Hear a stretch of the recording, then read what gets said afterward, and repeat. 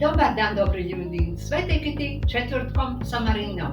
Danas dodajemo dašak elegancije sa kraljevskim pokretom. Prihvatite vaše utege, spremne? Idemo! Zakoračite u kraljevni poklon. Podignite utege u stanu, uspravite se, podignite koljeno prema prsima za ravnotežu i trbuh.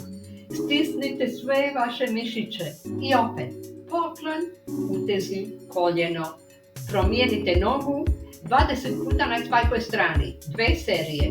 Naravno da je to moguće, jedan poklon po jedan. Osjećajte vatru, ali sa stilom. Ako je trening tak graciozan, ja prihvaćam odmah ovu krunu. Koji uvek, lajkajte, zapišite se ako još niste i vratite se drugi četvrtak sa malo više znojenja. Ostanite fantastični, ko švec!